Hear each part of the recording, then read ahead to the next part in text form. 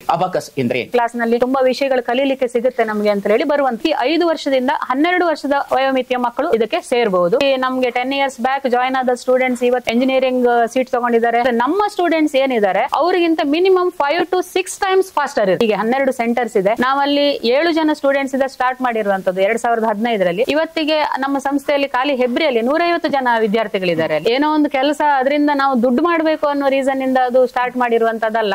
ನಮಸ್ಕಾರ. ನಮ್ಮ ಕಾರ್ಲಾ ವಾಹಿನಿಯ ಈ ವಿಶೇಷ ಸಂಚಿಕೆಗೆ ಪ್ರೀತಿಪೂರ್ವಕ ಸ್ವಾಗತ. ಈ ಸಂಚಿಕೆಯಲ್ಲಿ ನಮ್ಮ ಜೊತೆಗಿದ್ದಾರೆ ರ್ಯಾಪಿಡ್ ಇನ್ಸ್ಟಿಟ್ಯೂಟ್ ಆಫ್ ಅಬಾಕಸ್ ಇದರ ಆಡಳಿತ ಮುಖ್ಯಸ್ಥರಾಗಿರುವಂತಹ ಶ್ರೀ ಸುನೀತಾ ಹೆಬ್ಬಾರ್ ಇವರು. ಈ ಸಂಸ್ಥೆ ಬಹಳಷ್ಟು ಕನಸುಗಳನ್ನು ಇಟ್ಟುಕೊಂಡು ಹುಟ್ಟಿಕೊಂಡು ಬಂದಿರುವಂಥದ್ದು. ಇಂತಹ ಅಪೂರ್ವವಾದಂತಹ ಸಂಸ್ಥೆ ಸಮಾಜಮುಖಿಯಾಗಿ ಶೈಕ್ಷಣಿಕ ಮುಖಿಯಾಗಿ ಬಹಳಷ್ಟು ಸಾಧನೆಗಳನ್ನು ತನ್ನ ಒಡಲೊಗೆ ಇಟ್ಟುಕೊಂಡಿದೆ. ಜೊತೆಗೆ ಸಾಧನೆಯನ್ನ ಮಾಡುವಂತಹ ಹುಮ್ಮಸ್ಸು ಕೂಡ ಇದೆ. ಇಂತಹ ಕನಸನ್ನ ಕಾಣುವಂತಹ ಮತ್ತು ಆ ಕನಸನ್ನ ನನಸಾಗಿಸುವ ಮನಸ್ಸನ್ನೂ ಹೊಂದಿರುವಂತಹ ಈ ಸಂಸ್ಥೆಯ ಆಡಳಿತ ಮುಖ್ಯಸ್ಥರು ಸುನೀತಾ ಹೆಬ್ಬಾರ್ ಇವತ್ತು ನಮ್ಮ ಜೊತೆ ಇದ್ದಾರೆ. ಅವರನ್ನ ಮತ್ತು ಅವರ ಸಂಸ್ಥೆಯ ಸಾಧನೆಗಳನ್ನ ಈ ಮೂಲಕವಾಗಿ ನಾವು ತಿಳಿದುಕೊಳ್ಳುವ ಪ್ರಯತ್ನ ಮಾಡೋಣ. ಮೊದಲಾಗಿ ಅವರನ್ನ ಈ ವಿಶೇಷ ಕಾರ್ಯಕ್ರಮಕ್ಕೆ ಪ್ರೀತಿಯಿಂದ ಸ್ವಾಗತಿಸೋಣ. ನಮಸ್ತೆ ಮೇಡಮ್. ನಮಸ್ತೆ ಸರ್. ಪ್ರೀತಿಯಿಂದ ಈ ಕಾರ್ಯಕ್ರಮಕ್ಕೆ ಸ್ವಾಗತಿಸ್ತೇವೆ. ಜೊತೆಗೆ ಶೈಕ್ಷಣಿಕವಾದಂತಹ ಸಾಧನೆಗಳು ಬಹಳಷ್ಟು ಸಂಸ್ಥೆಗಳು ಮಾಡ್ತಾ ಇವೆ. ಇಂತಹ ಈ ಶೈಕ್ಷಣಿಕವಾದಂತಹ ಸಾಧನೆಯ ಹಿನ್ನೆಲೆಯಲ್ಲಿ ನಿಮ್ಮ ಸಂಸ್ಥೆ ಮುಖ್ಯವಾಗಿ ಒಂದು ಗ್ರಾಮೀಣ ಪರಿಸರದಲ್ಲಿ ಹೆಬ್ರಿ ಎನ್ನುವಂತಹ ಒಂದು ವಲಯವಾರು ಪ್ರದೇಶದಲ್ಲಿ ಈಗಷ್ಟೇ ನಗರದ ಛಾಯೆಯನ್ನ ತನ್ನ ಒಳಗಡೆ ಇಟ್ಟುಕೊಂಡಿರುವಂತಹ ಹೆಬ್ರಿಯ ಸುತ್ತಮುತ್ತ ಈ ಸಂಸ್ಥೆ ಯಾವ ರೀತಿಯಲ್ಲಿ ಸಾಧನೆ ಮಾಡ್ತಾ ಇದೆ? ಈ ಸಾಧನೆ ಇತರ ಸಂಸ್ಥೆಗಳಿಗಿಂತ ಹೇಗೆ ಭಿನ್ನ? ನಮ್ಮ ಸಂಸ್ಥೆ ಆರಂಭವಾದದ್ದು 2015ನೇ ಇಸ್ವಿಯಲ್ಲಿ. ಆರಂಭ ಮಾಡಬೇಕಿದ್ರೆ ನಮಗೆ ಪ್ರೇರಣೆ ಏನು ಅಂತ ಹೇಳಿದ್ರೆ, ನಾನು ಅಲ್ಲಿ ತನಕ ಒಂದು ಖಾಸಗಿ ಸಂಸ್ಥೆಯಲ್ಲಿ ಕೆಲಸ ಮಾಡ್ತಾ ಇದ್ದವಳು. ಕೆಲಸ ಮಾಡ್ತಾ ಇರುವಾಗ ನಾವು ಇನ್ನು ಎಷ್ಟು ದಿನ ಅಂತ ಬೇರೆ ಕಡೆ ಬೇರೆಯವರ ಕೈ ಕೆಳಗೆ ದುಡಿಯುವುದು ಅನ್ನುವಂತ ಒಂದು ವಿಷಯ ಬಂದಾಗ ನಂದೇ ಆದಂತ ಏನಾದ್ರೂ ಒಂದು ವಿಶೇಷವಾದಂತದ್ದು ಏನಾದ್ರೂ ಒಂದು ತರಗತಿ ಆಗಿರ್ಬೋದು, ಏನಾದ್ರೂ ಒಂದು ವಿಷಯವನ್ನ ಮಾಡಬೇಕು ಅಂತ ಮನಸ್ಸಿಗೆ ಬಂದಾಗ ನನಗೆ ಪರಿಚಯದವ್ರ ಮೂಲಕ ಗೊತ್ತಾದಂತದ್ದು ಅಬಾಕಸ್ ಅನ್ನುವಂಥದ್ದು ಒಂದು ಕಾನ್ಸೆಪ್ಟ್. ಅದು ಹೆಬ್ರಿಯಲ್ಲಿ ನೀವು ಈಗ ಹೇಳಿದಾಗೆ ತುಂಬಾ ಹೆಬ್ರಿ ಅನ್ನುವಂಥದ್ದು ಒಂದು ಗ್ರಾಮ, ಈಗ ಒಂದು 9-10 ವರ್ಷಗಳ ಹಿಂದೆದ್ದು ವಿಷಯ ಇದು. ಸೊ ಆ ಪರಿಸರದಲ್ಲಿ ಅಬಾಕಸ್ ಅನ್ನುವಂಥದ್ದು ಆಗ ಯಾರಿಗೂ ಗೊತ್ತಿರ್ಲಿಲ್ಲ. ಅದು ಯಾವ ರೀತಿಯಲ್ಲಿ ಮಕ್ಕಳಿಗೆ ಉಪಯೋಗವಾಗುತ್ತೆ ಏನು ಸಹ ಗೊತ್ತಿಲ್ಲದೆ ಇರುವಂತ ಒಂದು ಪರಿಸ್ಥಿತಿಯಲ್ಲಿ ನಾನು ಸ್ಟಾರ್ಟ್ ಮಾಡಿರುವಂತದ್ದಲ್ಲಿ ಅಬಾಕಸ್ ಅಂತ ಹೇಳುವಂತದ್ದು ಅಲ್ಲಿ ನಾವು ಪೋಷಕರಿಗೆ ಹೇಳಿದಾಗ ಅವರಿಗೆ ಅದರದ್ದು ಏನು ವಿಷಯಗಳು ಗೊತ್ತಿರ್ಲಿಲ್ಲ ನಾವು ಸ್ಟಾರ್ಟ್ ಮಾಡುವಾಗ. ಅಲ್ಲಿ ಆದ್ರೂ ಸಹ ಒಂದು ಇನಿಷಿಯೇಟಿವ್ ತಗೊಂಡು ಒಂದು ಹೊಸದಾಗಿ ಏನಾದ್ರೂ ಒಂದು ಪರಿಚಯ ಮಾಡಬೇಕು, ನಾವು ಸ್ಕೂಲ್ಗೆ ಹೋಗುವಂತ ಗ್ರಾಮೀಣ ಪ್ರದೇಶದ ವಿದ್ಯಾರ್ಥಿಗಳಿಗೆ ಹೊಸ ವಿಷಯವನ್ನು ನಾವು ಪರಿಚಯ ಮಾಡಬೇಕು ಅನ್ನುವಂತ ಉದ್ದೇಶದಿಂದ ನಾವು ಶುರು ಮಾಡಿರುವಂತದ್ದು ಈ ಅಬಾಕಸ್ ಸಂಸ್ಥೆ. ಮುಖ್ಯವಾಗಿ ನೀವು ಅಬಾಕಸ್ ಅದರ ಬಗ್ಗೆ ಹೇಳ್ತಾ ಇದ್ದೀರಿ. ಆದ್ರೆ ಇವತ್ತಿನ ಈ ಸಂದರ್ಭದಲ್ಲಿ ಗ್ರಾಮೀಣ ಪರಿಸರದ ಅನೇಕ ಶಿಕ್ಷಣವನ್ನ ಪಡೆಯುತ್ತಿರುವಂತಹ ಪ್ರಾಥಮಿಕ ಹಂತದ ವಿದ್ಯಾರ್ಥಿಗಳಿಗೆ, ಅದರಲ್ಲೂ ಮುಖ್ಯವಾಗಿ ಗ್ರಾಮೀಣ ಪರಿಸರದ ಶಾಲೆಯ ವಿದ್ಯಾರ್ಥಿಗಳಿಗೆ ಅಬಾಕಸ್ ಅಂದ್ರೆ ಏನು ಅಂತ ಗೊತ್ತಿಲ್ಲ. ಆ ಹಿನ್ನೆಲೆಯಲ್ಲಿ ಅಬಾಕಸ್ ಅಂದ್ರೆ ಏನು? ಅಬಾಕಸ್ ಅಂತ ಹೇಳಿದ್ರೆ ಮೊದಲಿಗೆ ನಾವು ಸಣ್ಣವರಿರುವಾಗೆಲ್ಲ ನೋಡ್ತಿದ್ವಿ, ಅಂಗನವಾಡಿಗೆಲ್ಲ ಹೋಗುವಾಗ ಸ್ಲೇಟ್ ಅಂತ ಒಂದು ಕೊಡ್ತಿದ್ರು. ಆಗ ನಮ್ಗೆ ಜಸ್ಟ್ ಒಂದು ಬರೀಲಿಕ್ಕೆ ಏನಾದ್ರೂ ಒಂದು ಗೆರೆ ಹಾಕ್ಲಿಕ್ಕೆ ಅಥವಾ ಒಂದು ಅಕ್ಷರಗಳನ್ನ ಬೇಸಿಕ್ ನಮ್ಗೆ ಹೇಳಿಕೊಡ್ಲಿಕ್ಕೆ ಉಪಯೋಗ ಮಾಡ್ತಾ ಇದ್ರು. ಅದರಲ್ಲಿ ಅರ್ಧ ಭಾಗದಲ್ಲಿ ಮಣಿಗಳು ಬರ್ತಿತ್ತು, ನೀವು ಸಹ ನೋಡಿರ್ಬಹುದು ಅಂದ್ಕೊಳ್ತೇನೆ ನಾನು. ಅಂದ್ರೆ ತುಂಬಾ ಕಲರ್ಫುಲ್ ಆದ ಬೀಡ್ಸ್ ಗಳು ಇರ್ತಿತ್ತು ಅದ್ರಲ್ಲಿ, ಎಲ್ಲಾ ಕಲರ್ನ ಬೀಡ್ಸ್ ಅನ್ನ ಆ ಮಕ್ಕಳಿಗೆ ಅದನ್ನ ಜಸ್ಟ್ ಒಂದು ಕೌಂಟ್ ಮಾಡ್ಲಿಕ್ಕೋಸ್ಕರ ಯೂಸ್ ಮಾಡ್ತಿದ್ರು.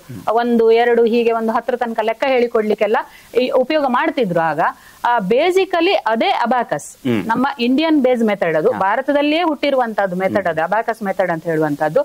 ಆದ್ರೆ ಲೇಟರ್ ಏನಾಯ್ತು ಅಂತ ಹೇಳಿದ್ರೆ ಇಲ್ಲಿ ಯಾರು ಅದನ್ನ ಕರೆಕ್ಟ್ ಉಪಯೋಗ ಮಾಡ್ಕೊಳ್ಳದೆ ಇರ್ಲಿಕ್ಕೆ ಹೋಗಿ ಅದನ್ನ ಚೀನಾದವರು ಅದನ್ನ ಅಡಾಪ್ಟ್ ಮಾಡ್ಕೊಂಡು, ಇಂಡಿಯನ್ ಮೆಥಡ್ ಅನ್ನ ಅವ್ರು ಅಡಾಪ್ಟ್ ಮಾಡ್ಕೊಂಡು ಅದಕ್ಕೆ ಸ್ವಲ್ಪ ಆಡ್ ಆನ್ ಮಾಡ್ಕೊಂಡು ಎಕ್ಸ್ಟ್ರಾ ಏನ್ ಮಾಡ್ಬೋದು, ಮಕ್ಕಳಿಗೆ ಅದು ಯೂಸ್ಫುಲ್ ಆಗುವ ತರ ಏನ್ ಮಾಡ್ಬೋದು ಅಂತ ಹೇಳಿ ಅದನ್ನ ಇಂಪ್ರೂವ್ ಮಾಡಿ ಅವರು ಅಬಾಕಸ್ ಅಂತ ಅದನ್ನ ಇಂಟ್ರೊಡ್ಯೂಸ್ ಮಾಡ್ತಾರೆ. ಮತ್ತೆ ನಾವು ಅಲ್ಲಿಂದ ಅದನ್ನ ನಮ್ಮ ಭಾರತದಲ್ಲಿ ಅದನ್ನ ನಾವು ಏನು ಕಂಟಿನ್ಯೂ ಮಾಡ್ಕೊಂಡು ಬರ್ತೇವೆ ಅದನ್ನ ಅಬಾಕಸ್ ಅನ್ನುವಂಥದ್ದು. ನೀವು ಹೇಳಿದ್ರಿ ಭಾರತೀಯವಾದಂತಹ ಒಂದು ಪರಂಪರೆಯಲ್ಲಿ ಈ ಶಿಕ್ಷಣ ಇತ್ತು ಅಂತ. ಈ ಶಿಕ್ಷಣಕ್ಕೆ ಆಗ ಯಾವ ರೀತಿಯ ಹೆಸರು ಇತ್ತು ಮತ್ತು ಅದರ ಹಿನ್ನೆಲೆಗೆ ಹೇಗಿತ್ತು? ಆಗ ಅದಕ್ಕೆ ಹೆಸರು ಅಂತ ಏನು ಇಂಥದ್ದೇ ನಿರ್ದಿಷ್ಟವಾದ ಹೆಸರು ಅಂತ ಏನು ಇರ್ಲಿಲ್ಲ. ಅಂದ್ರೆ ನಾವೆಲ್ಲ ನೋಡಿದ ಈಗ ನಾನು ನಿಮ್ಗೆ ಹೇಳಿದಾಗೆ ಒಂದು ಗಣಿತದ ಲೆಕ್ಕಗಳನ್ನ ಮಕ್ಕಳಿಗೆ ನಂಬರ್ಗಳನ್ನ ಹೇಳಿಕೊಡ್ಲಿಕ್ಕೆ, ಅಂಕಿ ಅಂಶಗಳನ್ನ ಹೇಳಿಕೊಡ್ಲಿಕ್ಕೆ ಮಾತ್ರ ನಾವು ಉಪಯೋಗ ಮಾಡ್ತಿತ್ತು. ಅದರಿಂದ ಈಗ ನಾವು ಏನು ಮಕ್ಕಳಿಗೆ ಹೇಳಿಕೊಡ್ತಾ ಇದ್ದೇವೆ ಇಷ್ಟು ಉಪಯೋಗ ಇದೆ ಅನ್ನುವಂಥದ್ದು ಆಗ ನಮ್ಗೆ ತಿಳುವಳಿಕೆಯಲ್ಲಿ ಇರ್ಲಿಲ್ಲ. ಆದ್ರಿಂದ ಯಾರು ಅದನ್ನ ಮುಂದುವರಿಸ್ಕೊಂಡು ಹೋಗ್ಲಿಲ್ಲ ಅಂತ ನನ್ನ ಅನಿಸಿಕೆ. ಇಂತಹ ಹಿನ್ನೆಲೆಯಲ್ಲಿ ಶಿಕ್ಷಣವನ್ನ ನೀವು ಕೊಡ್ತಾ ಇದ್ದೀರಿ. ಇಂತಹ ಆ ಶಿಕ್ಷಣವನ್ನ ಕೊಡುವಂತಹ ನಿಟ್ಟಿನಲ್ಲಿ ಬೇರೆ ಬೇರೆ ಸಂಸ್ಥೆಗಳಲ್ಲೂ ಕೂಡ ಈಗ ಈ ಸಬ್ಜೆಕ್ಟ್ ಪ್ರಚುರತೆಯನ್ನ ಪಡೆದಿದೆ, ಪ್ರಸಿದ್ಧಿಯನ್ನ ಪಡಿತಾ ಇದೆ. ಇಂತಹ ಹಿನ್ನೆಲೆಯಲ್ಲಿ ಒಂದು ಗ್ರಾಮೀಣ ಪರಿಸರದ ನಿಮ್ಮ ಸಂಸ್ಥೆ ಯಾವ ರೀತಿಯಲ್ಲಿ ಅದನ್ನ ಮಕ್ಕಳಿಗೆ ಕೊಡುವಲ್ಲಿ ಒಂದು ಮನೋರಂಜನಾತ್ಮಕವಾಗಿ, ರೋಮಾಂಚಕಾರಿಯಾಗಿ, ಕುತೂಹಲಕಾರಿಯಾಗಿ ಯಾವ ನೆಲೆಯಲ್ಲಿ ಅದು ಕೊಡ್ತಾ ಇದೆ? ನಾವು ಕ್ಲಾಸ್ ಮಾಡುವಂತದ್ದು ಅಂತ ಹೇಳಿದ್ರೆ, ಈಗ ಬೇರೆ ತರಗತಿಗಳಲ್ಲಿ ಇದ್ದ ಹಾಗೆ ಇದಕ್ಕೆ ಸಹ ಪಠ್ಯ ಪುಸ್ತಕಗಳಿದೆ, ಟೆಕ್ಸ್ಟ್ ಬುಕ್ ಇದೆ, ಮತ್ತೆ ಅಬಾಕಸ್ ನಾವು ಕ್ಯಾಲ್ಕುಲೇಟ್ ಮಾಡುವಂತದ್ದು ಒಂದು ಟೂಲ್ ಇದೆ. ಅದರ ಬೇಸ್ ಮೇಲೆ ನಾವು ಅವರಿಗೆ ಕ್ಲಾಸ್ ಮಾಡುವಂತದ್ದು. ಅದನ್ನ ಬಿಟ್ಟು ಮಕ್ಕಳು ನಮ್ಮ ಕ್ಲಾಸಿಗೆ ಬರ್ಬೇಕಿದ್ರೆ ಅವರನ್ನ ನಾವು ಅಟ್ರಾಕ್ಟ್ ಮಾಡ್ಬೇಕು. ಫಸ್ಟಿಗೆ ಅವರು ಇಷ್ಟಪಟ್ಟು ಬರ್ಬೇಕು ನಮ್ಮ ಕ್ಲಾಸಿಗೆ. ಕಲಿಯುವುದು ಅಂತ ಹೇಳಿದ್ರೆ, ಈಗ ನಾವು ಕ್ಲಾಸ್ ಮಾಡುವಂತದ್ದು ವೀಕೆಂಡ್ಸ್ ನಲ್ಲಿ, ಸ್ಯಾಟರ್ಡೆ ಮತ್ತೆ ಸಂಡೇ. ಅವರು ವೀಕ್ ಡೇಸ್ ನಲ್ಲಿ ಸಹ ಮಂಡೇ ಟು ಸ್ಯಾಟರ್ಡೆ ಏನು ಸ್ಕೂಲ್ ನಲ್ಲಿ ಹೋಗಿ ಸಹ ಅಲ್ಲಿ ಸಹ ಬರೀಲಿಕ್ಕೆ ಓದ್ಲಿಕ್ಕೆ ಇರುತ್ತೆ. ಪುನಃ ವಾರಾಂತ್ಯದಲ್ಲಿ ಪುನಃ ನೀವು ಬರೀಲಿಕ್ಕೆ ಹೋಗ್ಬೇಕು, ಓದಲಿಕ್ಕೆ ಹೋಗ್ಬೇಕು ಅಂತ ಹೇಳಿದ್ರೆ ಯಾವ ಮಕ್ಕಳು ಬರ್ಲಿಕ್ಕೆ ಕೇಳುದಿಲ್ಲ ಈಗ. ಸೊ ಆದ್ರಿಂದ ಅವ್ರ ಕ್ಲಾಸಿಗೆ ಬಂದಾಗ ನಾವು ಫಸ್ಟ್ ಅವ್ರ ಜೊತೆ ಏನು ಅಂತ ಹೇಳಿದ್ರೆ ಮಾತಾಡ್ಕೊಂಡು ಒಂದು ಒಳ್ಳೆ ರೀತಿಯಲ್ಲಿ ಕಮ್ಯುನಿಕೇಟ್ ಮಾಡ್ಕೊಂಡು ಅವ್ರ ಜೊತೆ ಅವರು ನಾವು ಹೇಳಿದ ಹಾಗೆ ಅವ್ರು ಕೇಳುವ ತರ ಒಂದು ಸಣ್ಣ ಪುಟ್ಟ ಗೇಮ್ಸ್ ಆಗಿರ್ಬೋದು, ಅಥವಾ ಒಂದು ಜೋಕ್ಸ್ ಹೇಳುವುದಾಗಿರ್ಬೋದು, ಏನಾದ್ರೂ ಲಾಜಿಕಲ್ ಕ್ವಶನ್ಸ್ ಕೇಳುವಂತದ್ದಾಗಿರ್ಬೋದು, ಅವರಿಗೆ ಅದಕ್ಕೆ ಅವರು ಕರೆಕ್ಟ್ ಆನ್ಸರ್ ಕೊಟ್ಟಾಗ ಅವರಿಗೊಂದು ಪ್ರೋತ್ಸಾಹ ಕೊಡುದು. ಇಂಥದೆಲ್ಲ ಆಕ್ಟಿವಿಟಿಗಳು ಮಾಡಿದಾಗ ಅವರಾಗಿ ಕ್ಲಾಸಿಗೆ ಬರ್ಲಿಕ್ಕೆ ಮುಂದೆ ಬರ್ತಾರೆ ಮಕ್ಕಳು. ಅವರು ಬರುವುದಲ್ಲದೆ ಅವರ ಸ್ನೇಹಿತರನ್ನ ಮತ್ತೆ ಅವರ ಸಂಬಂಧಿಕರ ಮಕ್ಕಳನ್ನ ಅವರನ್ನು ಸಹ ನೀನು ಸಹ ಬಾ ಈ ಕ್ಲಾಸಿಗೆ ಹೋಗುವ, ಅಬಾಕಸ್ ಕ್ಲಾಸ್ ನಲ್ಲಿ ತುಂಬಾ ವಿಷಯಗಳು ಕಲೀಲಿಕ್ಕೆ ಸಿಗುತ್ತೆ ನಮ್ಗೆ ಅಂತ ಹೇಳಿ ಬರುವಂತದ್ದು ಇರುತ್ತೆ. ಈಗ ನೀವು ಹೇಳಿದ ಹಾಗೆ ಶನಿವಾರ ಆದಿತ್ಯವಾರ ನಿಮ್ಮ ತರಗತಿಗಳು ನಡೀತವೆ, ವಿಶೇಷ ತರಗತಿಗಳು ಎನ್ನುವುದಾಗಿ ಹೇಳಿದ್ರಿ. ಸಾಮಾನ್ಯವಾಗಿ ಇಂತಹ ಈ ವಿಶೇಷ ತರಗತಿಗಳ ಆಯ್ಕೆಯ ಈ ದಿನಗಳು ಶನಿವಾರ ಮತ್ತು ಆದಿತ್ಯವಾರ ಸಾಮಾನ್ಯವಾದಂತಹ ವಿದ್ಯಾರ್ಥಿಗಳು ಇತರ ಸಾಂಸ್ಕೃತಿಕವಾದಂತಹ ಕಾರ್ಯಕ್ರಮದಲ್ಲಿ ಅಥವಾ ಅಂತಹ ತರಗತಿಗಳಲ್ಲಿ ತಮ್ಮನ್ನ ತಾವು ತರಬೇತುಗೊಳಿಸಲಿಕ್ಕೆ ಪೋಷಕರು ಕೂಡ ಅದಕ್ಕೆ ಹೆಚ್ಚು ಮನಸ್ಸು ಮಾಡ್ತಾರೆ. ಇಂತಹ ಸಂದರ್ಭದಲ್ಲಿ ಒಂದು ಸೈದ್ಧಾಂತಿಕವಾದಂತಹ ಹಿನ್ನೆಲೆಯ ಪಠ್ಯ ಪುಸ್ತಕ ಸಂಬಂಧಿತವಾದಂತಹ ಈ ಶಿಕ್ಷಣಕ್ಕೆ ಎದುರಾಗುವ ಸವಾಲುಗಳು ಏನು? ಎದುರಾಗುವಂತಹ ಸವಾಲುಗಳಂದ್ರೆ ತುಂಬಾ ಇದೆ ಸರ್. ನೀವು ಒಳ್ಳೆ ಕ್ವಶನ್ ಕೇಳಿದ್ರಿ. ನಾವು ಮೊದಲಿಗೆ ತರಗತಿಗಳನ್ನು ಸ್ಟಾರ್ಟ್ ಮಾಡಿದಾಗ ಪೋಷಕರು ಮಕ್ಕಳನ್ನ ಕಳಿಸ್ಲಿಕ್ಕೆ ಕೇಳ್ತಿರ್ಲಿಲ್ಲ. ಹೀಗೆ ನೀವು ಹೇಳಿದಾಗೆ ಸ್ಕೂಲ್ ನಲ್ಲಿ ಸಹ ಅದೇ ಪಠ್ಯ ಪುಸ್ತಕಗಳನ್ನ ಇಟ್ಕೊಂಡು ಓದ್ತಾರೆ. ವಾರಾಂತ್ಯದಲ್ಲಿ ಸಹ ನಾವು ಡ್ಯಾನ್ಸಿಗೆ ಹಾಕ್ತೇವೆ, ಮ್ಯೂಸಿಕ್ಗೆ ಹಾಕ್ತೇವೆ, ಅಥವಾ ಬೇರೆ ಇನ್ಯಾವುದೋ ಸಾಂಸ್ಕೃತಿಕ ತರಗತಿಗಳಿಗೆ ಹಾಕ್ತೇವೆ.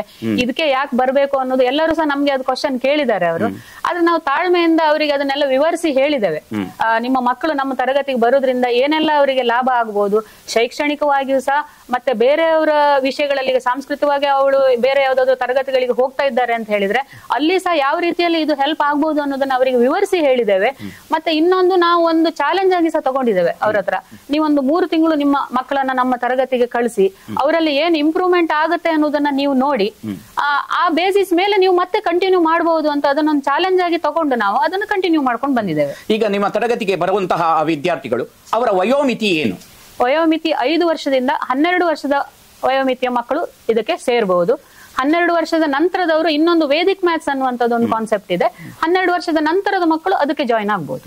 ಈಗ ನೀವು ಕಲಿಸಿಕೊಡುವಂತಹ ಈ ಅಬಾಕಸ್ ಯಾವ ಹಿನ್ನೆಲೆಯಲ್ಲಿ ಅವರಿಗೆ ಶೈಕ್ಷಣಿಕವಾಗಿ ಪೂರಕವಾದಂತಹ ವಾತಾವರಣವನ್ನ, ಅದು ಅಧ್ಯಯನದ ನೆಲೆಯಲ್ಲಿ ಇರಬಹುದು, ವ್ಯಕ್ತಿತ್ವವನ್ನ ವಿಕಸನಗೊಳಿಸುವಂತಹ ನಿಟ್ಟಿನಲ್ಲಿ ಇರಬಹುದು, ಜೊತೆಗೆ ಬಹಳ ಮುಖ್ಯವಾಗಿ ಔದ್ಯೋಗಿಕವಾಗಿ ಯಾವ ರೀತಿಯ ಲಾಭವನ್ನ ಅದು ತಂದುಕೊಡ್ತದೆ? ತುಂಬಾ ಒಳ್ಳೆ ಪ್ರಶ್ನೆ ಸರ್ ಇದು. ಯಾಕಂದ್ರೆ ಮೇನ್ ನಮ್ಮ ಅಬಾಕಸ್ ಕ್ಲಾಸಸ್ ನಿಂತಿರುವಂತದ್ದೇ ಇದೇ ಕಾನ್ಸೆಪ್ಟ್ ಮೇಲೆ. ನೀವೀಗ ಏನ್ ಕ್ವಶನ್ ಕೇಳಿದ್ರೆ ಅದ್ರ ಮೇಲೆ ನಿಂತಿರುವಂತದ್ದು. ಈಗ ಮಕ್ಕಳಿಗೆ ಅಬಾಕಸ್ ಅಂತ ಹೇಳುವುದು ಈಗ ಕೇಳುವಾಗ ಒಂದು ವೀಕೆಂಡ್ ಆಕ್ಟಿವಿಟೀಸ್ ಅಥವಾ ಎಕ್ಸ್ಟ್ರಾ ಕರಿಕ್ಯುಲರ್ ಆಕ್ಟಿವಿಟಿ ಅಂತ ಅನ್ಸ್ಬೋದು ಪೇರೆಂಟ್ಸಿಗೆ. ಬಟ್ ಅವ್ರು ಅದಕ್ಕೆ ಜಾಯಿನ್ ಆದಾಗ ಮೇನ್ ಆಗಿ ಒಂದು ಪಾಯಿಂಟ್ ಅವರಲ್ಲಿ ಇಂಪ್ರೂವ್ ಆಗುವಂತದ್ದು ಏನು ಅಂತ ಹೇಳಿದ್ರೆ ಮೆಮೊರಿ ಪವರ್ ಅವರದ್ದು.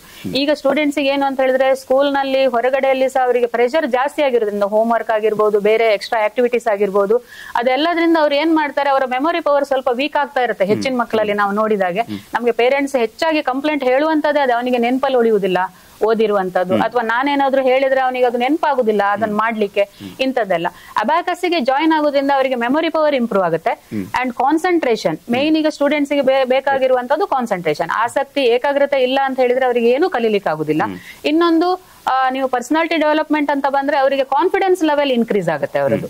ಯಾವುದೇ ಒಂದು ವಿಷಯ ಆದ್ರೆ ಸಹ ಅವರಿಗೆ ಕಂಪ್ಲೀಟ್ ಆ ವಿಷಯದ ಬಗ್ಗೆ ಮಾಹಿತಿ ಇದೆ ಅಂತ ಆದ್ರೆ ಅವರು ಉತ್ತರ ಕೊಡುವಂತ ರೀತಿಯೇ ಚೇಂಜ್ ಆಗಿರುತ್ತೆ ಅವ್ರದ್ದು, ಕಾನ್ಫಿಡೆನ್ಸ್ ಲೆವೆಲ್ ಜಾಸ್ತಿ ಆದಾಗ. ಇದೆಲ್ಲ ವಿಷಯಗಳು ಇಂಪ್ರೂವ್ ಆಗುತ್ತೆ. ಹೇಗೆ ಅಂತ ಹೇಳಿದ್ರೆ ಈಗ ಒಂದು ಸ್ವಲ್ಪ ಸೈಂಟಿಫಿಕಲಿ ನಾವು ಹೋಗುದು ಅಂತ ಹೇಳಿ ಆದ್ರೆ ನಾವು ಅಬಾಕಸ್ ಬೀಡ್ಸ್ ಅನ್ನ ಮೂವ್ ಮಾಡುವಾಗ 2 ಕೈಗಳ 2 ಬೆರಳುಗಳನ್ನು ಯೂಸ್ ಮಾಡ್ತೇವೆ. ಕೆಲವು ಸ್ಪೆಸಿಫಿಕ್ ಬೆರಳುಗಳಿದೆ. ಅವ್ರ ಕ್ಲಾಸಿಗೆ ಬಂದ್ರೆ ನಾವು ಅವ್ರಿಗೆ ಹೇಳ್ತೇವೆ ಅದೇ ಫಿಂಗರ್ಸ್ ಯೂಸ್ ಮಾಡ್ಕೊಂಡು ಅವ್ರ ಅಬಾಕಸ್ ಬೀಡ್ಸ್ ಅನ್ನ ಮೂವ್ಮೆಂಟ್ ಮಾಡ್ಬೇಕು. ಸೊ ಈ ಫಿಂಗರ್ ಟಿಪ್ಸ್ ನಲ್ಲಿ ಇರುವಂತ ನರಗಳು ಡೈರೆಕ್ಟ್ ನಮ್ಗೆ ಬ್ರೈನ್ ಗೆ ಕನೆಕ್ಟ್ ಆಗಿರುತ್ತೆ. ಸೈಂಟಿಫಿಕಲಿ ನಾವು ಒಂದೆಲ್ಲೋ ಒಂದ್ ಸ್ವಲ್ಪ ಚೂರುಪಾರು ತಿಳ್ಕೊಂಡದ್ರ ಬೇಸ್ ಮೇಲೆ ನಾನು ಹೇಳಿರುವಂತದ್ದು. ಸೊ ಆ ನರಗಳು ನಮ್ಗೆ ಬ್ರೈನ್ ಗೆ ಕನೆಕ್ಟ್ ಆಗಿರೋದ್ರಿಂದ ನಾವಿದು ಫಿಂಗರ್ಸ್ ಮೂವ್ಮೆಂಟ್ ಮಾಡಿದಾಗೆ ಆ ನರಗಳು ಆಕ್ಟಿವೇಟ್ ಆಗಿ ಬ್ರೈನ್ ನಲ್ಲಿರುವ ಕೆಲವೊಂದು ಪಾಯಿಂಟ್ಸ್ ಗಳು ಅಲ್ಲಿ ಆಕ್ಟಿವೇಟ್ ಆಗ್ತಾ ಇರುತ್ತೆ. ಅದಕ್ಕೆ ರಿಲೇಟೆಡ್ ಮೆಮೊರಿ ಆಗಿರ್ಬೋದು, ಕಾನ್ಸಂಟ್ರೇಷನ್ ಅಂಡ್ ಕಾನ್ಫಿಡೆನ್ಸ್ ಲೆವೆಲ್ ಎಲ್ಲ ಅದಕ್ಕೆ ರಿಲೇಟ್ ಆಗಿ ಸ್ಟೂಡೆಂಟ್ಸ್ ನಲ್ಲಿ ಇಂಪ್ರೂವ್ ಆಗ್ತಾ ಹೋಗುತ್ತೆ. ಅದರಿಂದ ಅವರ ಅಕಾಡೆಮಿಕ್ ರಿಸಲ್ಟ್ ಅಲ್ಲೂ ಇಫೆಕ್ಟ್ ಆಗುತ್ತೆ. ಅದ್ರದ್ದು ರಿಸಲ್ಟ್ ಈಗ ನಮ್ ಮುಂದೆನೆ ಇದೆ. ಈಗ ಆಲ್ರೆಡಿ ನಮ್ಗೆ 10 years ಬ್ಯಾಕ್ ಜಾಯ್ನ್ ಆದ ಸ್ಟೂಡೆಂಟ್ಸ್ ಇವತ್ತೀಗ ಎಂಜಿನಿಯರಿಂಗ್ ಸೀಟ್ ತಗೊಂಡಿದ್ದಾರೆ, ಮೆಡಿಕಲ್ ಸೀಟ್ ತಗೊಂಡು ಅಲ್ಲಿ ಓದ್ತಾ ಇದ್ದಾರೆ. ಇನ್ನು ಕೆಲವರು ನೀಟ್ ಎಕ್ಸಾಮ್ ಫೇಸ್ ಮಾಡ್ತಾ ಇದ್ದಾರೆ. ಅವರೆಲ್ಲ ಪೇರೆಂಟ್ಸ್ ನಮ್ಗೆ ಈಗ ಬಂದು ಹೇಳ್ತಾ ಇದ್ದಾರೆ, ನೀವು ಅವತ್ತು ಹೇಳಿಕೊಟ್ಟಿರುವಂತದ್ದು ಟಿಲ್ ಟುಡೇ ಅದು ಅವರಿಗೆ ಹೆಲ್ಪ್ ಆಗ್ತಾ ಇದೆ ಸ್ಟೂಡೆಂಟ್ಸ್ ಗೆ ಅಂತ ಹೇಳಿ. ಇದು ಒಂದು ಬೆನಿಫಿಟ್ ಅಂತ ಹೇಳ್ಬೋದು. ಶೈಕ್ಷಣಿಕವಾಗಿ ಆ ವಿಷಯಗಳನ್ನ ಕಲಿತಂತಹ ಹಿನ್ನೆಲೆಯ ಆ ಮಕ್ಕಳು ಔದ್ಯೋಗಿಕವಾಗಿ ಅಂಕಗಳ ಹಿನ್ನೆಲೆಯಲ್ಲಿ ಅದು ಎಷ್ಟು ಪರಿಣಾಮಕಾರಿ ಈ ಶಿಕ್ಷಣ?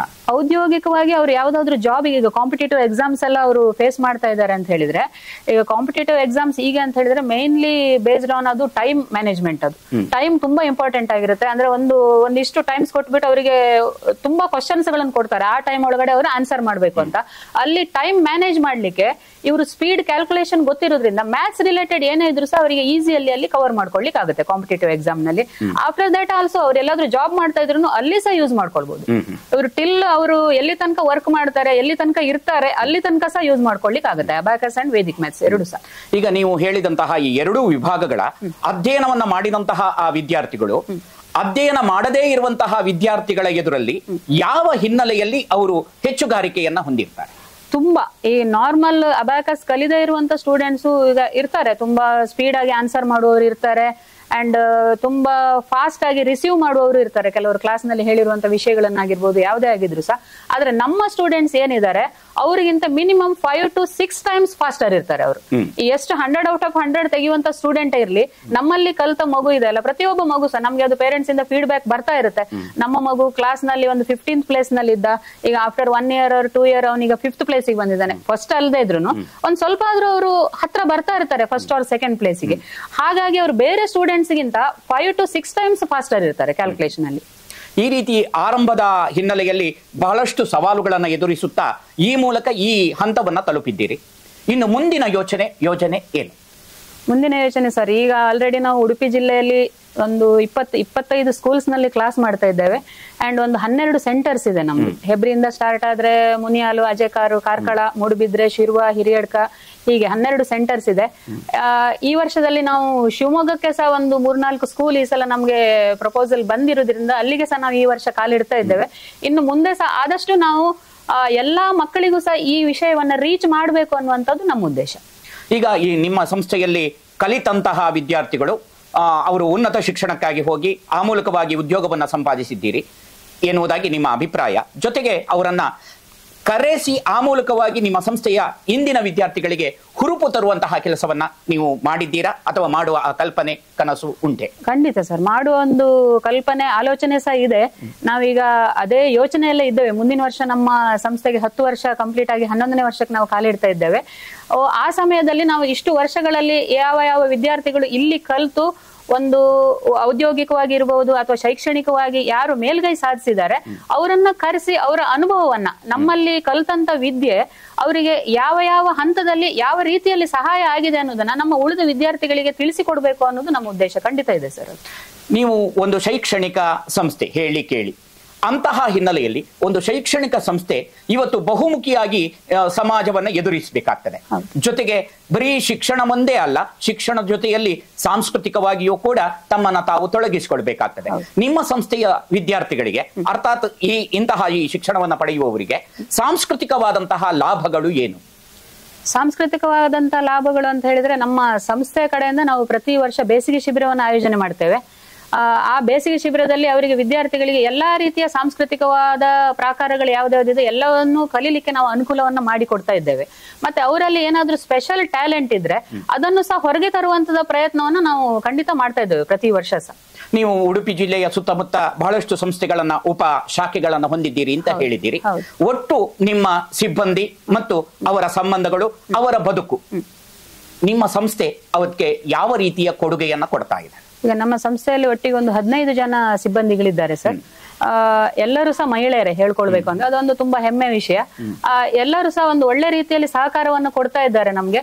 ಮತ್ತೆ ನಮ್ಮದು ಒಂದು ವರ್ಕಿಂಗ್ ಸ್ಟೈಲ್ ಹೇಗಿದೆ ಅಂತ ಹೇಳಿದ್ರೆ ಅವರಿಗೆ ಫುಲ್ ಡೇ ಏನು ವರ್ಕ್ ಇರುವುದಿಲ್ಲ. ಈಗ 9:30 to 5:30 ಅಥವಾ 10 to 5 ಆ ತರ ವರ್ಕ್ ಎಲ್ಲ ಏನು ಇರುವುದಿಲ್ಲ. ಅವರಿಗೆ ಪಾರ್ಟ್ ಟೈಮ್ ಜಾಬ್ ಆಗಿರುತ್ತೆ. ಈಗ ನಮ್ಗೆ ಸ್ಕೂಲ್ಸ್ ನಲ್ಲಿ ಯಾವ ತರ ಅವ್ರು ಟೈಮಿಂಗ್ಸ್ ಕೊಡ್ತಾರೆ, ಕೆಲವು ಸ್ಕೂಲ್ ನಲ್ಲಿ 1 ಗಂಟೆ ಕ್ಲಾಸ್ ಮಾಡ್ಲಿಕ್ಕೆ ಹೇಳ್ತಾರೆ ಅವರ ಅನುಕೂಲಕ್ಕೆ ತಕ್ಕ ಹಾಗೆ.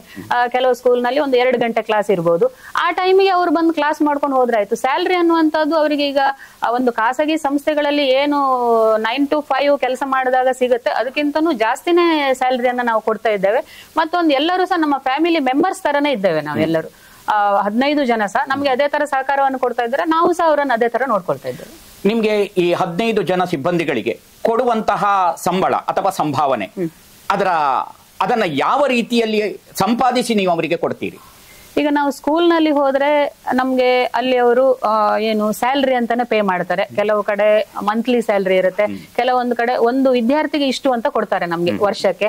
ಅದನ್ನ ನಾವು ಕ್ಯಾಲ್ಕುಲೇಟ್ ಮಾಡ್ಕೊಂಡು ನಮ್ದೇನ್ ಎಕ್ಸ್ಪೆನ್ಸಸ್ ಇದೆ, ನಾನು ಹೋಗಿ ಬರ್ತಾ ಇರ್ತೇನೆ. ಈಗ ಸ್ಟಾಫ್ಸ್ ಅಲ್ಲಿ ಟೀಚರ್ಸ್ ಇದ್ರೆ ಸಹ ಪ್ರತಿ ಸ್ಕೂಲಿಗೆ ಸಹ ನಾವು ವಿಸಿಟ್ ಕೊಡುವಂತದ್ದು ಇರುತ್ತೆ. ವಾರಕ್ಕೊಂದ್ಸಲ ಆಗಿರ್ಬೋದು ಅಥವಾ 15 ದಿನಕ್ಕೊಂದ್ಸಲ ಆಗಿರ್ಬೋದು. ಆ ವಿಸಿಟಿಂಗ್ ನಮ್ಗೆ ಏನು ಮೇಂಟೆನೆನ್ಸ್ ಎಕ್ಸ್ಪೆನ್ಸಸ್ ಎಲ್ಲ ಬೀಳುತ್ತೆ. ಮತ್ತೆ ಬೇರೆ ಬುಕ್ ಕಾಸ್ಟ್ ಇದೆ, ನಾವು ಅವರಿಗೆ ಅಬಾಕಸ್ ಟೂಲ್ ಕೊಡ್ತೇವೆ, ಟೆಕ್ಸ್ಟ್ ಬುಕ್ಸ್ ಕೊಡ್ತೇವೆ. ಅದರದೆಲ್ಲ ಎಕ್ಸ್ಪೆನ್ಸ್ ಅನ್ನ ನಾವು ಒಂದ್ ಸೈಡ್ಗೆ ತೆಗೆದಿಟ್ಕೊಂಡು ಉಳಿದದೇನು ಲಾಭಾಂಶ ಇದೆ ಅದನ್ನ ನಾವು ನಮ್ಮ ಸಿಬ್ಬಂದಿಗಳಿಗೆ ಎಲ್ಲವನ್ನು ಹಂಚಿ ಇದು ಮಾಡ್ತಾ ಇದ್ದೇವೆ.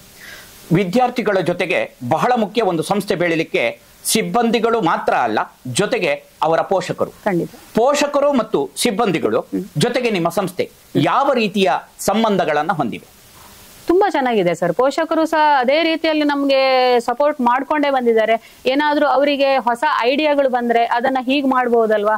ಈಗ ನಾವೇನಾದ್ರೂ ಒಂದು ಇವೆಂಟ್ ನಾವಲ್ಲಿ ಒಂದು ಇದ್ ಮಾಡ್ಕೊಂಡ್ರೆ, ಆಯೋಜನೆ ಮಾಡಿದ್ರೆ ಅದಕ್ಕೆ ನಮ್ಗೆ ಐಡಿಯಾಸ್ ಕೊಡ್ತಾರೆ. ಈಗ ನಾನು ಫಾರ್ ಎಕ್ಸಾಂಪಲ್ ಹೇಳಿದಾಗೆ ಸಮ್ಮರ್ ಕ್ಯಾಂಪ್ ಆಗಿರ್ಬೋದು ಅಥವಾ ನಮ್ಮ ಕ್ಲಾಸ್ ರಿಲೇಟೆಡ್ ಏನೇ ಪ್ರೋಗ್ರಾಮ್ ಆಗಿರ್ಬೋದು, ಏನೇ ಮಾಡಿದಾಗ ಸಹ ಪ್ರತಿಯೊಬ್ಬ ಪೇರೆಂಟ್ ಸಹ ಅವರ ಕೈಯಲ್ಲಿ ಏನೇನು ನಮ್ಗೆ ಸಪೋರ್ಟ್ ಮಾಡ್ಲಿಕ್ಕೆ ಆಗುತ್ತೆ ಖಂಡಿತ ಅವರಾಗಿ ಎದುರು ಬರ್ತಾರೆ. ನಾವಾಗಿ ಕೇಳಬೇಕು ಅಂತ ಏನಿಲ್ಲ. ಅದೊಂದು ಒಳ್ಳೆ ರೀತಿಯ ಬಾಂಡಿಂಗ್ ಇದೆ ನಮ್ಮೆಲ್ಲರ ಮಧ್ಯೆ. ಇಂತಹ ಒಂದು ಸುಸೂತ್ರವಾಗಿ ಸಾಗುವಂತಹ ಸಂಸ್ಥೆಯ ಒಬ್ಬ ಮುಖ್ಯಸ್ಥೆಯಾಗಿ ನಿಮ್ಮ ಒಳಗಿನ ತುಡಿತ ಏನು? ಅಂದ್ರೆ ಈ ಸಂಸ್ಥೆಯನ್ನ ಬೆಳೆಸಬೇಕು ಎನ್ನುವಂತಹ ಕಲ್ಪನೆಯಲ್ಲಿರುವ ಯೋಜನೆಗಳು, ಆ ಯೋಜನೆಗಳು ಅಂತಹ ಯೋಜನೆಯ ರೂಪವನ್ನ ಪಡಿಲಿಕ್ಕೆ ಈ ಹಿಂದಿನ ಅನುಭವಗಳು ಹೇಗೆ ಸಹಕಾರಿಯಾಯಿತು? ಹೌದು ಸರ್, ನಾನು ಆಗ ಹೇಳಿದಾಗೆ ಅಬಾಕಸ್ ಸಂಸ್ಥೆ ನಾನು ಶುರು ಮಾಡುವ ಮೊದಲು ಒಂದು 3-4 ಖಾಸಗಿ ಸಂಸ್ಥೆಗಳಲ್ಲಿ ನಾನು ಕೆಲಸ ಮಾಡಿದ್ದೇನೆ. ಅಲ್ಲಿ ಅನುಭವಗಳು ಕೆಲವು ಕಡೆ ಒಳ್ಳೆ ಅನುಭವಗಳು ಇದೆ, ಕೆಲವೊಂದು ಕಡೆ ನಮ್ಗೆ ಅದು ಕೆಲವು ಹೇಳ್ಕೊಳ್ಲಿಕ್ಕೆ ಆಗುದಿಲ್ಲ ಅಂತ ಅನುಭವಗಳು ಸಹ ಆಗಿದೆ. ಮತ್ತೆ ನಾವು ಮಾಡಿರುವಂತ ಕೆಲಸಕ್ಕೆ ತಕ್ಕ ಸಂಬಳ ಸಿಗುದಿಲ್ಲ ಎಷ್ಟೋ ಕಡೆ. ನಾವು ಏನು ಪ್ರಯತ್ನಗಳು ಹಾಕಿರ್ತೇವೆ, ಅಲ್ಲಿ ಯಾವ್ದಾದ್ರು ಪ್ರಾಬ್ಲಮ್ ಆದಾಗ ಅದನ್ನ ಸಾಲ್ವ್ ಮಾಡ್ಲಿಕ್ಕೆ ನಮ್ಮಲ್ಲಿ ಎಷ್ಟಾಗುತ್ತೋ ಅಷ್ಟು ನಾವು ಎಫರ್ಟ್ ಹಾಕಿರ್ತೇವೆ. ಮನೆಗೆ ಹೋಗುದು ಲೇಟ್ ಆಗಿರ್ಬೋದು, ಏನೇ ಸಮಸ್ಯೆಗಳಿದ್ರೆ ಸಹ.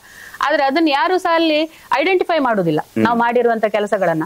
ಅವ್ರೇನು ಇವರೊಂದು ಕೆಲಸದವರು, ಏನು ತಿಂಗಳಾದ ಕೂಡಲೇ ಅವರಿಗೆ ಸ್ಯಾಲ್ರಿ ಕೊಟ್ರಾಯ್ತು, ನಮ್ಮ ಕೆಲಸ ಅವ್ರು ಮಾಡ್ತಾರೆ, ನಾವು ಅವರಿಗೆ ಸ್ಯಾಲ್ರಿ ಕೊಡ್ತೇವೆ ಅನ್ನುವಂಥದ್ದು ಒಂದು ಇರುತ್ತೆ. ಆದ್ರೆ ಅಲ್ಲಿ ನಮ್ಗೆ ವಿಶೇಷವಾಗಿ ಈಗ ನಮ್ಮಲ್ಲಿರುವಂತದ್ದು ಒಂದು ಪ್ರತಿಭೆಗಳು ಹೊರಗೆ ಬರ್ಲಿಕ್ಕಾಗಿರ್ಬೋದು ಅಥವಾ ಬೇರೆಯವರಲ್ಲಿ ನಾವು ಏನಾದ್ರೂ ಒಂದು ಐಡೆಂಟಿಫೈ ಮಾಡಿದಾಗ ಅದನ್ನ ನಾವು ಹೊರಗಡೆ ಯಾರಿಗೂ ತೋರ್ಸ್ಲಿಕ್ಕೆ ಆಗ್ಬಹುದು, ಯಾವುದಕ್ಕೂ ಸಹ ಅವಕಾಶ ಇಲ್ಲ. 9 to 5 ಕೆಲಸ ಇರುತ್ತೆ, ನಾವು ಆ ಟೈಮಿಗೆ ಹೋಗ್ಬೇಕು, ಮಾಡ್ಬೇಕು, ಬರ್ಬೇಕು. ಸೊ ಆವಾಗಿಂದ ನನ್ಗೆ ತುಂಬಾ ಇತ್ತು ಯಾವ್ದಾದ್ರು ಒಂದು ವಿಷಯದಲ್ಲಿ ನಾನು ಮುಂದೆ ಹೋಗ್ಬೇಕು, ಯಾರು ಮಾಡದೇ ಇರುವಂತದ್ದು ಒಂದು ಇಲ್ಲಿ ಹೊಸ್ತು ನಾವು ಇಂಟ್ರೊಡ್ಯೂಸ್ ಮಾಡ್ಬೇಕು ಹೆಬ್ರಿಯಲ್ಲಿ ಅಂತ ಒಂದು ಕಲ್ಪನೆ ಬಂದಾಗ ನನ್ಗೆ ಈ ಅಬಾಕಸ್ ಅಂತ ಕಾನ್ಸೆಪ್ಟ್ ಒಂದು ನನ್ಗೆ ಸಿಕ್ಕಿದ್ದು. ಆದ್ರಿಂದ ನಾನು ಅದರಲ್ಲಿ ಮುಂದೆ ಹೋಗ್ಲಿಕ್ಕೆ ಸಹಾಯ ಆಯ್ತು ಸರ್. ನಿಮ್ಮ ಸಂಸ್ಥೆ ಈ ಶೈಕ್ಷಣಿಕ ಸಾಧನೆಗಳನ್ನ ಮಾಡ್ತಾ ಇವೆ. ಇಂತಹ ಹಿನ್ನೆಲೆಯಲ್ಲಿ ಸಮಾಜಮುಖಿಯಾದಂತಹ, ಶೈಕ್ಷಣಿಕವಾಗಿ ಹೊರತಾದಂತಹ ಸಮಾಜಮುಖಿ ಕೆಲಸಗಳು ಏನಾದ್ರೂ ಇವೆಯೇ ಅಥವಾ ಆ ಕಲ್ಪನೆಗಳು ಉಂಟೆ? ಸಮಾಜಮುಖಿ ಕೆಲಸಗಳು ಸಣ್ಣ ಮಟ್ಟಿಗೆ ಮಾಡ್ತಾ ಇದ್ದೇವೆ ಸರ್. ತುಂಬಾ ಹೇಳ್ಕೊಳ್ಳುವಂತದ್ದು ಏನು ಇಲ್ಲ. ಈ ಕೆಲವು ತುಂಬಾ ಹಣಕಾಸಿನ ಪರಿಸ್ಥಿತಿ ತುಂಬಾ ಕಷ್ಟ ಇರುವ ಕೆಲವು ಮಕ್ಕಳಿಗೆ ನಾವು ಫ್ರೀ ಆಗಿ ಕೆಲವು ಸಲ ಕ್ಲಾಸ್ ಮಾಡಿದ್ದು ಇದೆ. ಅವರಿಗೆ ನಮ್ಮ ಕಡೆಯಿಂದ ಏನ್ ಮಾಡ್ಬೇಕು ಒಂದು ಸಣ್ಣ ರೀತಿಯಲ್ಲಿ ನಮ್ಗೆ ಎಷ್ಟಾಗುತ್ತೋ ಆ ರೀತಿಯಲ್ಲಿ ಮಾಡ್ತಾ ಇದ್ದೇವೆ ಸರ್. ಇನ್ನು ಮುಂದೆ ಮಾಡುವ ಆಲೋಚನೆ ಖಂಡಿತ ಇದೆ, ನೋಡ್ಬೇಕು. ಈಗ ಹೆಬ್ರಿ ಎನ್ನುವಂತಹ ಒಂದು ಸಾಮಾನ್ಯ ನಗರ, ಒಂದು ಹಳ್ಳಿಯ ಆವೃತ್ತವನ್ನ ಹೊಂದಿರುವಂತಹ ಒಂದು ಸಣ್ಣ ನಗರ. ಅಂತಹ ಹೆಬ್ರಿಯಲ್ಲಿ ನಗರ ಪ್ರದೇಶದ ಮಕ್ಕಳು ಈ ಶಿಕ್ಷಣಕ್ಕೆ ಒತ್ತು ಕೊಟ್ಟಷ್ಟು ಗ್ರಾಮೀಣ ಪರಿಸರದ ವಿದ್ಯಾರ್ಥಿಗಳು ಕೊಡ್ತಾ ಇದ್ದಾರೆಯೇ? ಜಾಸ್ತಿನೇ ಕೊಡ್ತಾ ಇದ್ದಾರೆ ಸರ್. ಈಗ ನಮ್ದು ಕಾರ್ಕಳದಲ್ಲಿ ಸಹ ಇದೆ ಕ್ಲಾಸ್, ಶಿರ್ವದಲ್ಲಿ ಇದೆ, ಮೂಡುಬಿದ್ರೆಯಲ್ಲಿ ಇದೆ. ಇಲ್ಲಿ ಇರುವ ಮಕ್ಕಳು ಮತ್ತೆ ಪೋಷಕರ ರೆಸ್ಪಾನ್ಸ್ಗಿಂತ ಜಾಸ್ತಿ ನಮ್ಗೆ ಹೆಬ್ರಿಯಲ್ಲಿ ಸಿಗ್ತಾ ಇದೆ. ಆಕ್ಚುಲಿ ಕ್ಲಾಸ್ ನಲ್ಲಿ ಸ್ಟೂಡೆಂಟ್ಸ್ ಜಾಸ್ತಿ ಇರುವಂತದ್ದು ನಮ್ಗೆ ಹೆಬ್ರಿಯಲ್ಲಿ. ನಾವಲ್ಲಿ 7 ಜನ ಸ್ಟೂಡೆಂಟ್ಸ್ ಇಂದ ಸ್ಟಾರ್ಟ್ ಮಾಡಿರುವಂತದ್ದು 2015ರಲ್ಲಿ. ಇವತ್ತಿಗೆ ನಮ್ಮ ಸಂಸ್ಥೆಯಲ್ಲಿ ಖಾಲಿ ಹೆಬ್ರಿಯಲ್ಲಿ 150 ಜನ ವಿದ್ಯಾರ್ಥಿಗಳಿದ್ದಾರೆ ಅಲ್ಲಿ. ಇಲ್ಲಿ ಎಲ್ಲಿ ಸಹ ನಮ್ಗೆ ಆ ಹೆಬ್ರಿ ಪರಿಸರದಲ್ಲಿ ಸಿಕ್ಕಷ್ಟು ರೆಸ್ಪಾನ್ಸ್ ಇಲ್ಲಿ ಎಲ್ಲೂ ಸಿಗ್ತಾ ಇಲ್ಲ ನಮ್ಗೆ ನಗರ ಭಾಗದಲ್ಲಿ. ಈಗ ನಿಮ್ಮ ಹಲವು ಶಾಖೆಗಳು ಮತ್ತು ಬಹಳ ಪ್ರಧಾನವಾಗಿರುವಂತಹ ಹೆಬ್ರಿ ಶಾಖೆ, ಒಟ್ಟು ನಿಮ್ಮ ಸಂಸ್ಥೆಯಲ್ಲಿ ಕಲಿಯುತ್ತಿರುವಂತಹ ವಿದ್ಯಾರ್ಥಿಗಳ ಸಂಖ್ಯೆ ಎಷ್ಟು ಮತ್ತು ಆ ಸಂಖ್ಯೆಯನ್ನ ಸಂಪಾದಿಸಲಿಕ್ಕೆ ನಿಮ್ಮ ಶ್ರಮ ಏನು?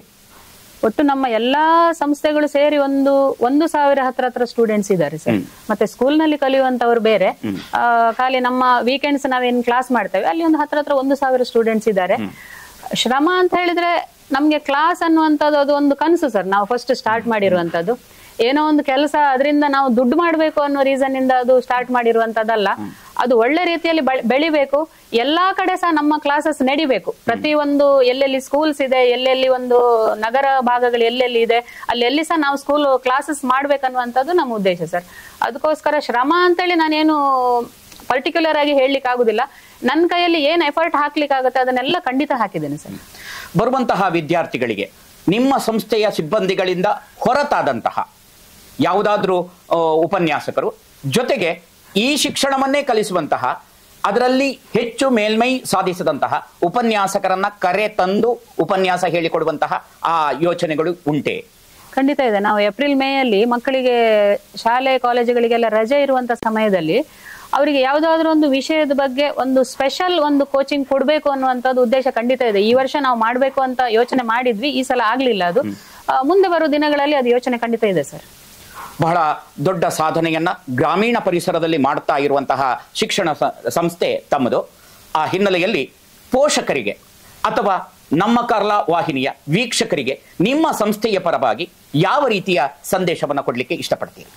ಈ ಅಬಾಕಸ್ ಅನ್ನುವಂಥದ್ದು ನಾವೆಲ್ಲ ಸಣ್ಣವರಿರುವಾಗ ನಮ್ಗೆ ಸ್ಕೂಲ್ ನಲ್ಲಿರುವ ಒಂದು ಪಠ್ಯ ಪುಸ್ತಕ, ಅಲ್ಲಿರುವ ವಿಷಯಗಳು ಬಿಟ್ರೆ ಬೇರೆ ಯಾವ ವಿಷಯಗಳಿಗೆ ಕಲೀಲಿಕ್ಕೆ ನಮ್ಗೆ ಅವಕಾಶಗಳಿರ್ಲಿಲ್ಲ.